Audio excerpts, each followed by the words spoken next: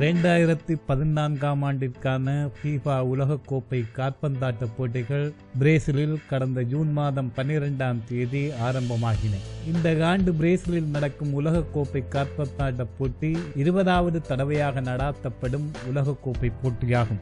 பிரேசிலில் 2வது தடவையாக நடைபெறும் உலகக்கோப்பை போட்டியாகவும் இம்முறை போட்டிகள் முக்கியத்துவம் பெறுகின்றன. இதற்கு முன்னதாக 1950ஆம் ஆண்டு பிரேசிலில் உலகக்கோப்பை போட்டிகள் நடைபெற்றிருந்தன. இம்முறை போட்டிகளில் போட்டி நடக்கும் நாடான பிரேசில் உட்பட 32 நாடுகளின் அணிகள் களமாடுகின்றன.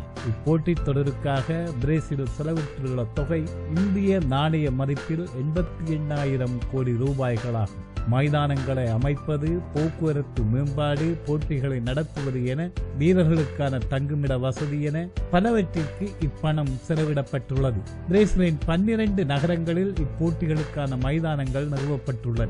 இவற்றில் புதிதாக நிர்மாணிக்கப்பட்ட விளையாட்டரங்குகள் 7, மிகுதி 5 அரங்குகளும் புனரமைக்கப்பட்டவையாகும். உலகக்கோப்பை வெல்லும் அணிக்கு இம்முறை 210 கோடி ரூபாய் பரிசு தொகையாக வழங்கப்பட உள்ளது. இது கடந்த முறையை விட 17% கூடியதாகும். இவ்வளவு ஆர்ப்பாட்டமான ஏற்பாடுகளுடன் தொடங்கப்பட்ட இந்த உலகக்கோப்பை போட்டிக்கு உள்ளூரில் எதிர்ப்பு கிளம்பாமலும் இல்லை.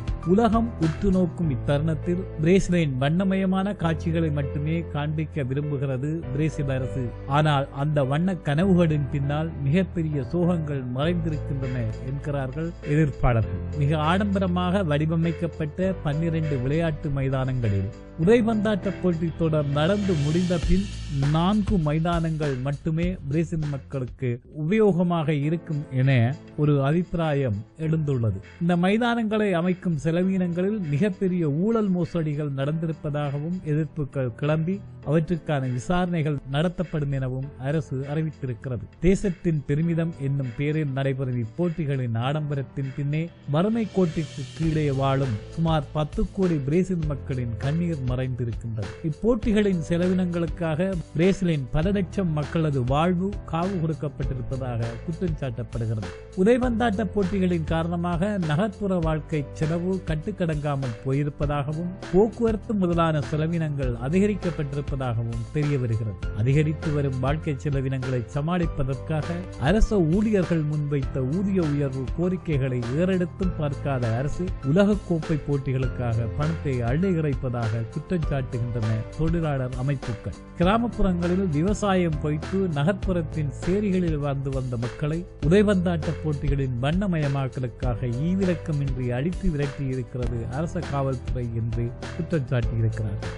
பிரேசிலின் பூர்வீக குடிமக்களின் நில உரிமைக்கு எதிராக பிரேசில் நாடாளுமன்றத்தில் தாக்கல் செய்யப்பட்டுள்ள மசோதாவை திரும்ப பெற வேண்டும் என்பதற்காக போராடி வரும் பழங்குடி மக்கள் பிரேசில் மீது உலக கவனம் இருக்கும் இந்த தருணத்தில் தங்களின் போராட்டத்தை கூர்மைப்படுத்தி இருப்பதும் குறிப்பிடத்தக்கது. இவ்வாறான எதிர்ப்புகள் கிளம்புகையில் எல்லா அரசுகளும் வன்முறையை கையில் எடுத்து தன் சொந்த மக்களையே வதைத்திட தயங்காது.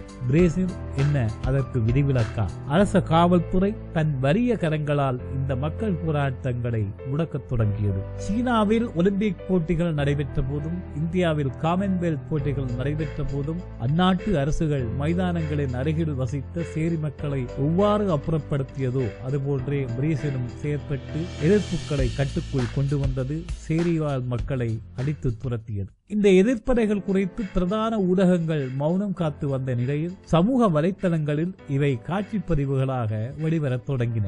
அதன் பின்னர் பெரு ஊடகங்களும் ஒப்புக்கு அவற்றை செய்திகளாக்கின. இவ்வளவு ஆர்ப்பாட்டங்களின் பின்னதாக கடந்த ஜூன் 12ஆம் தேதி மிகுந்த கோலாகலமாக ஆரம்பமாகின உலகக்கோப்பை போட்டிகள். முதல்நிலை போட்டிகள் முடிவடைந்து காலிறுதி போட்டிக்கு 8 அணிகள் தெரிவாகி உள்ளன. Brazil, Colombia, France, Germany, Netherlands, Costa Rica, Argentina, Belgium ஆகிய நாடுகளின் அணிகளே காலிறுதி போட்டிக்கு தெரிவாகியுள்ள நாடுகளாகும். இவற்றிலிருந்து தெரிவாகும் 4 அணிகள் அரையிறுதியில் மோதும். அதிலிருந்து தெரிவாகும் 2 அணிகள் ஜூலை 13ஆம் தேதி உலகக்கோப்பைக்கான இறுதிப் போட்டிகள் விளையாடும். இப்போட்டிகளின் வெற்றி தோல்விகளுக்கு அப்பால் அவை குறித்து நடைபெறும் சூதாட்டங்கள் குறித்து கவனப்பேச்சுக்கள் ஒருபுறத்தே நடக்கின்றன. அதே சமயம் மறுபுறத்தே இச்சூதாட்டங்களை ஒருங்கமைப்பவர்களால் அணிகளும் அதன் வீரர்களும் கட்டுப்படுத்தப்படுகின்றார்கள் என்ற குற்றச்சாட்டும் எழுந்துள்ளது.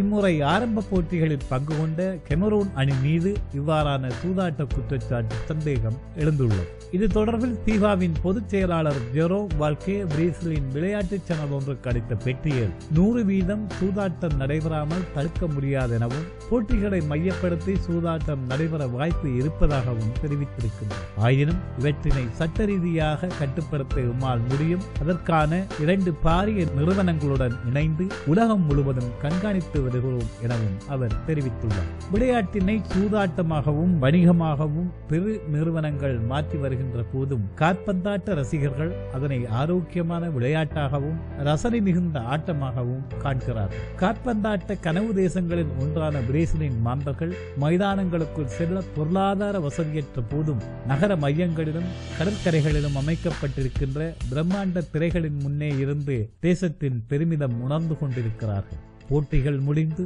வயிறு பசித்து உண்மையை உணர்ந்து கொள்ள தொடங்குகையில் பிரேசிலில் உலகக்கோப்பை உதைபந்தாட்ட போட்டி வரைந்த வண்ணங்கள் மறைந்து போகலாம், உண்மை உரைக்கத் தொடங்கலாம் என்கிறார்கள் இந்த போட்டிகளின் எதிர்நிலையாளர்கள்.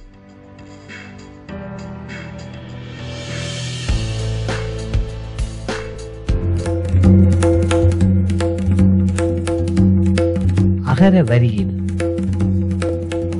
பெண் கவியில் காவிய தமிழில் புத்தெழுச்சியில் தமிழ் மீடியாவின் தமிழில் தினமும் உலகை புதிதாய் காணலாம்.